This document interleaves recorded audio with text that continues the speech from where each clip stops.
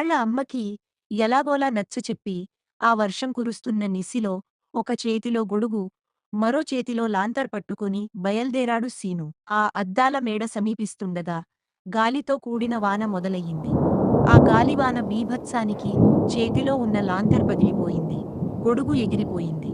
ఆహ్! గొడుగు ఎగిరిపోయిందే. సర్లే, వర్షం తగ్గే వరకు ఈ చెట్టు కింద ఉంటా. హమ్మయ్య! ఇక్కడ నాకు తోడు ఎవరో బామ్మ తాత ఉన్నారు. అవ్వా! ఇంత వర్షంలో ఇక్కడేం చేస్తున్నారు? మీ ఇల్లు ఎక్కడ అవ్వా? ఏంటి అవ్వా! ఇన్ని అడుగుతున్నా నువ్వేం మాట్లాడవా? బాబూ, నువ్వు ఎవరితో మాట్లాడుతున్నావు? ఇక్కడ ఎవరూ లేరు కదా. ఇందాకటి నుంచి చూస్తున్నాను. నేను ఇక్కడ ఉంటే నువ్వు నా పక్కన ఎవరో ఉన్నట్టు వారితో మాట్లాడుతున్నావు ఏంటి? అదేంటి తాత, ఇక్కడ అవ్వ ఉంది కదా. నిజం బాబూ, ఇక్కడ ఎవరూ లేరు. ఆవిడ చనిపోయి 25 ఏళ్లవుతోంది. బాబూ, వర్షం జోరుగా పడుతోందని నేను ఇక్కడ ఆగాను. ఈ సమయంలో నువ్వు ఇలా ఒంటరిగా ఉండటం మంచిది కాదు. వచ్చిన దారినే వెళ్ళిపో. ఇదేంటి తాత ఇలా అంటున్నాడు? మరి నాకు అవ్వ కనిపించిందిగా. సర్లే, వర్షం తగ్గినట్టు ఉంది. రాము ఇంటికి వెళ్ళాలి, ఇప్పటికే చాలా ఆలస్యం అయ్యింది. అమ్మో, అద్దాల మేడ వచ్చేసింది. ఇక్కడే ఏదో ఉందని చెప్పింది అమ్మ. కళ్ళు మూసుకొని కొంచెం త్వరగా వెళ్ళిపోదాము. సీను, ఏంటి అమ్మ గొంతులా ఉంది? కానీ ఎవరు లేరు ఏంటి? అమ్మ చెప్పింది నిజం. ఇక్కడ ఏదో ఉంది. హమ్మయ్య! అక్కడి నుంచి తప్పించుకున్నా. అక్కడ ఎవరు కనిపించకపోవడంతో సీను వేగంగా పరిగెత్తి రాము వల్ల ఇంటికి చేరుకుంటాడు.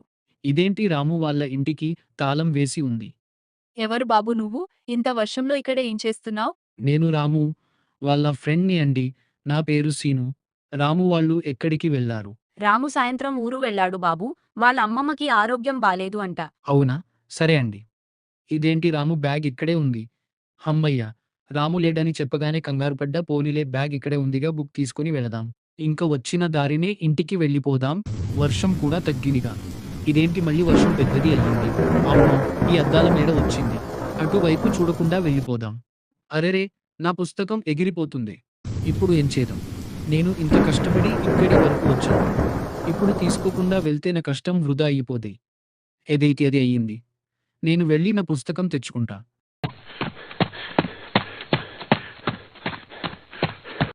సీను ఆ పుస్తకం తీసుకునే లోపే ఈలోపు ఆ పుస్తకాన్ని తీసి సీను చేతికి ఇచ్చారు.